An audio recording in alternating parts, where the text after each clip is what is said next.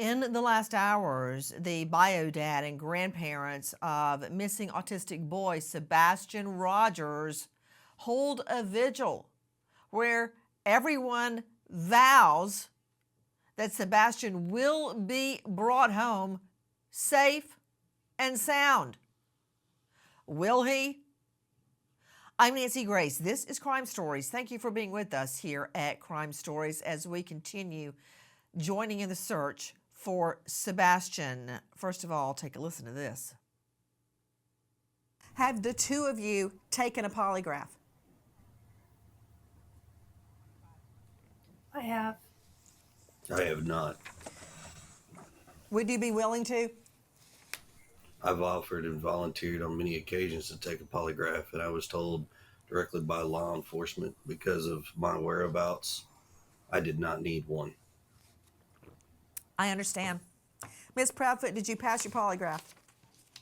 I did.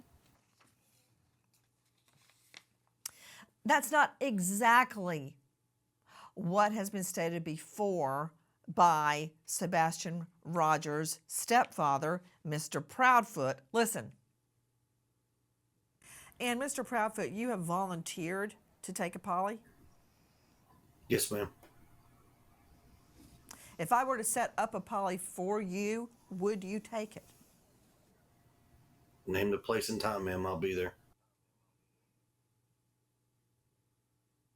Joining me in All-Star panel to make sense of what we're hearing right now. But first to Dave Mack, crimeonline.com investigative reporter. Dave Mack, isn't it true that crimeonline.com did set up a polygraph? Absolutely true. And what happened? Chris Proudfoot told us that he could not take it now. He wanted to, but he can't because the TBI told him not to.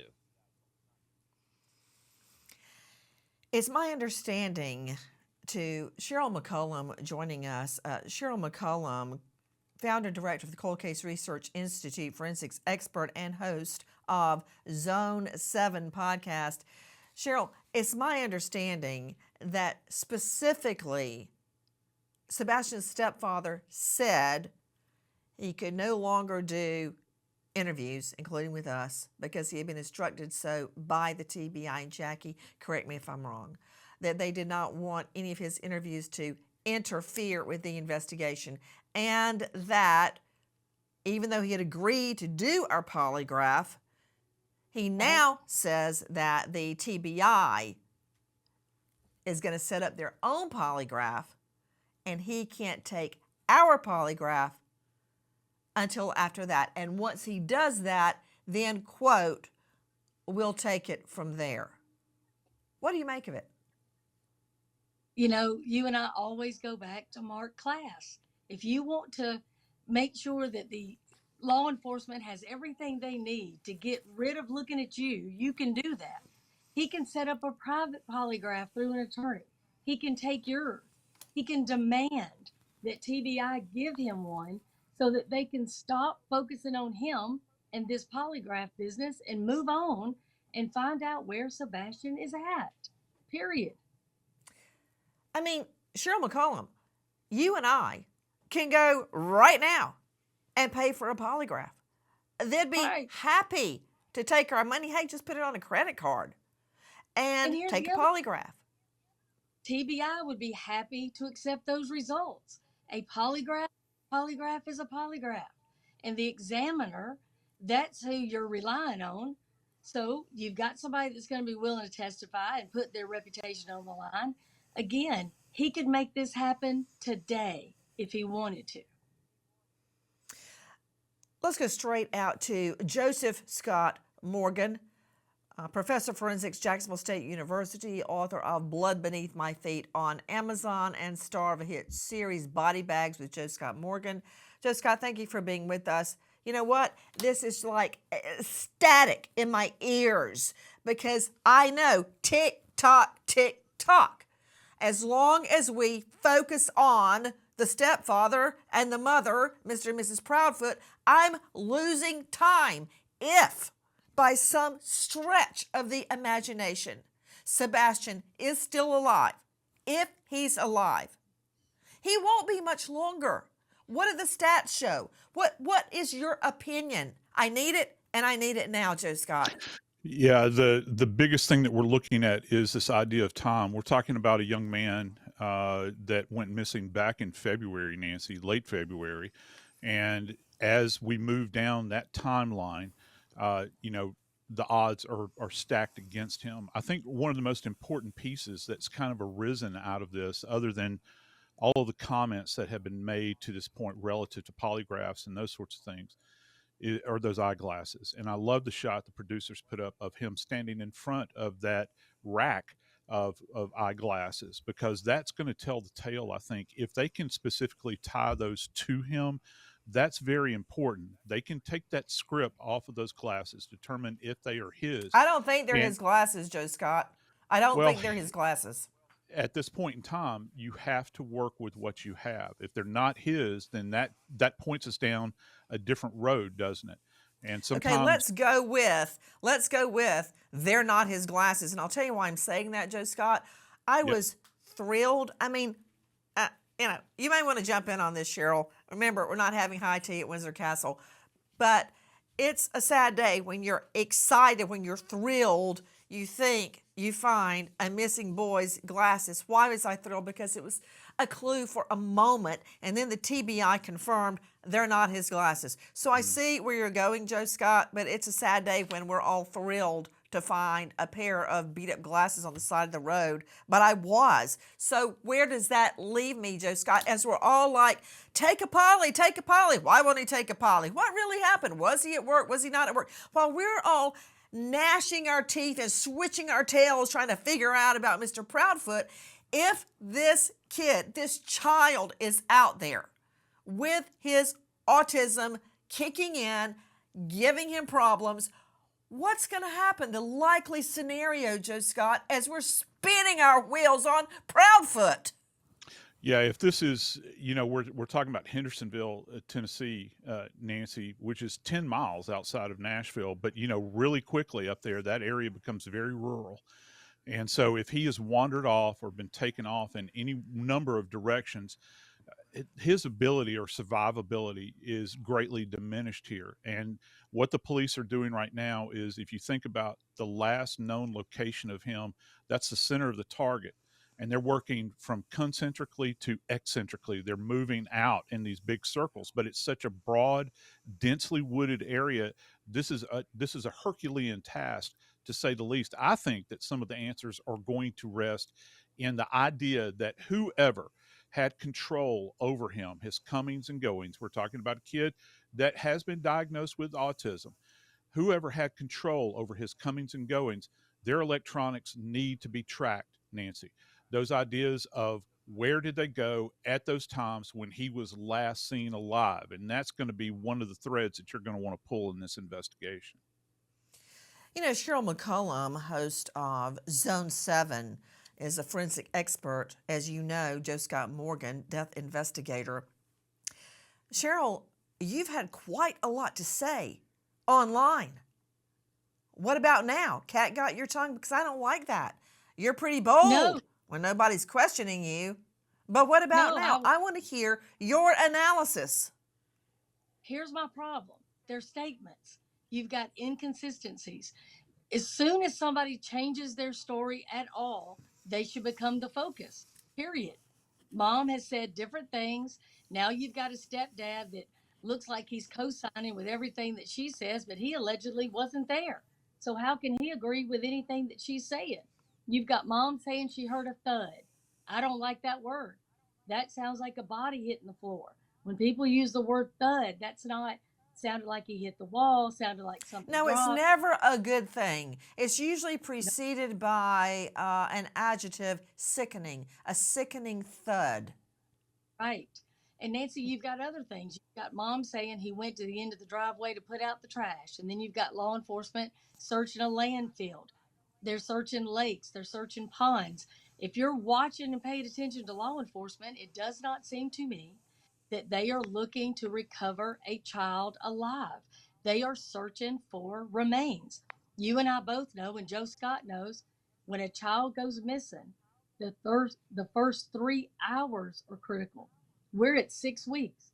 6 weeks that this child has not been seen or heard from. Okay, 6 hold on. weeks Why are you saying, Cheryl McCollum, that you believe they don't expect to find Sebastian alive based on their actions? I'm talking about LA law enforcement. They're searches. They're searching landfills, lakes, ponds. That is not indicative of somebody that is alive. And again, you've got a child that has gone 6 weeks without his medicine, 6 weeks without food that we know of. He didn't have a source, no shoes. And mama herself says, oh, a flashlight's missing. Again, that's such an odd thing for her to know is missing until they show her video that looks like a flashlight. And then the stepdad says, well, we were sure hoping it was, but we're sad to report it wasn't a flashlight. Well, if you've got 2 flashlights out there, why are you glad that it's not that? That to me would signify that somebody was out there in the wee hours of the morning with 2 flashlights, meaning 2 separate people, the night your child went missing.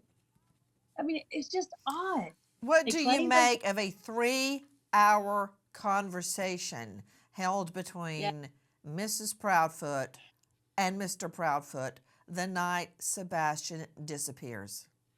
The 3-hour phone call bothers me because, again, that's a long time to be on the phone. And, you know, you're hearing your son supposedly, he's answering you supposedly during that time, but you don't go check on him at all. You know, did somebody leave their phone just on while they went and did something else?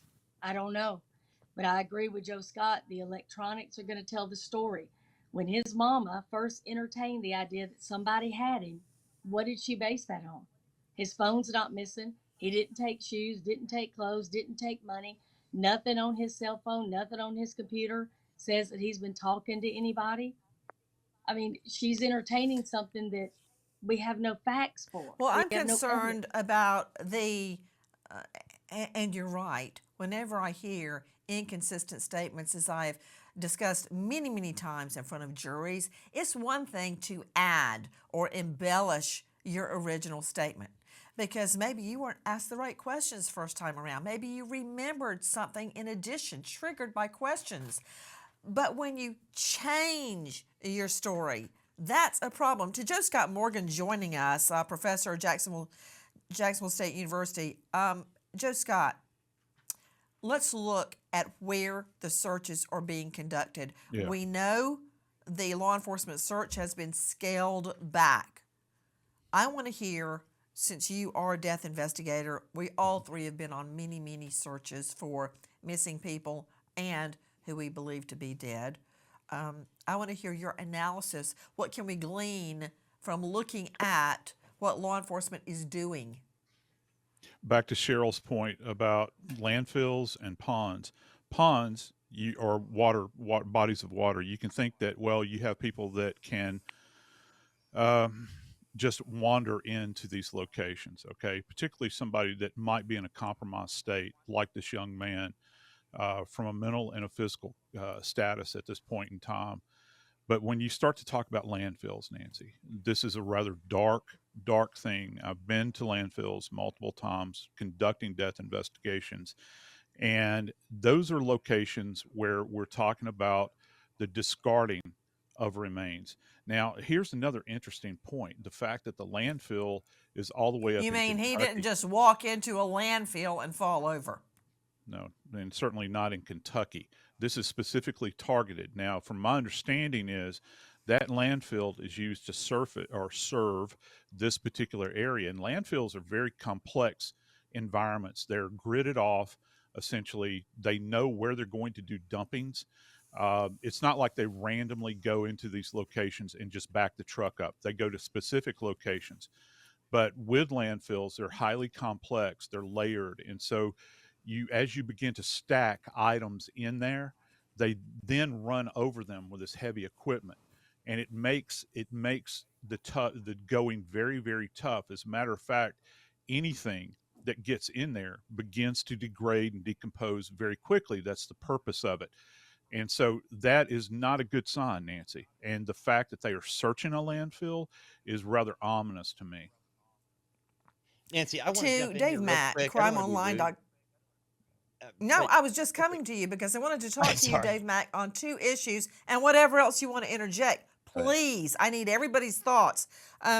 One, I want to get from you any previous inconsistent statements as correctly stated by Cheryl McCollum, and 2, allegations that Sebastian, this autistic boy, was molested have emerged. Let's start with the inconsistent statements very quickly. From the very beginning, Nancy, Chris Proudfoot made statements in interviews online claiming he actually said somebody asked the question, was a polygraph taken and has it been passed? Yes, I didn't specify who or when, but what I can tell you, everything has been vetted completely. Polygraphs have come back as passed. So I'm confused as in why they are all wondering if myself, my wife, and the biological father took. Okay, we know that's a lie. We know that is absolutely a lie because of what he told you on your Wait, you're show, saying that that's what Proudfoot said, that he had taken a polygraph, he and his word wife, for and word. had been, quote, vetted. Okay. Yes, Yes, he he did has. say that on a podcast. Go ahead. Okay, and then we also have the belt. You know, we have hitting Sebastian with the belt. I don't know if you caught this, but you know, when Seth Rogers was on your show last week, when we were talking about the belt, he started. I saw later Seth referred to it as he was aware of the corporal punishment that Chris Proudfoot was handing out to his son, to Seth Rogers' autistic son. And, you know, we pointed out that Proudfoot claimed it was years ago and it was one spank with the belt on his butt, but through clothing, which makes no sense to any parent in the history of mankind or any teacher at school that they would actually look into something through clothing like that. But they couldn't remember when, how long ago it was. And in another interview, he said 15, which means it had to have been in the last several months. So we've got a number of Didn't serious issues Sebastian here. turn 15 in December? Correct. And it went missing February 26th. So if he was 15 when he got a whack with a belt, that would have been in the last few months just before he disappears. So which one is true? Was it 3 years ago or was it when he was 15 years old? Another question. Allegations that Sebastian was molested have now emerged. What can you tell us? From Seth Rogers. Sebastian's biological father, Seth Rogers, said that when the Proudfoots, when Katie and Chris Proudfoot and Sebastian were living in an apartment in California several years ago, that Katie Proudfoot allowed a boy that was 5 years older than Sebastian to play with Sebastian, and the boy was 13. Sebastian was 8 at this time. She allowed it. Seth Rogers said that Katie Proudfoot allowed a 13-year-old boy to play with Sebastian, who is 8, without any kind of involvement from Katie Proudfoot, and that during the time, this 13-year-old molested and raped Sebastian Rogers. It seems the more we investigate, the murkier the facts become. This is what I know. Every day, literally every hour, that Sebastian Rogers is missing is 1 hour closer to him being dead. Can we tune out all the static and the noise and try to focus on finding this autistic boy? And to you, Mr. Proudfoot, our offer is still on the table for a polygraph, free of charge to you. I'll pay for it out of my pocket. We wait as the search goes on. Goodbye, friend. Guys, thank you for watching Crime Online with Nancy Grace here on YouTube. To get the very latest, subscribe to Crime Online here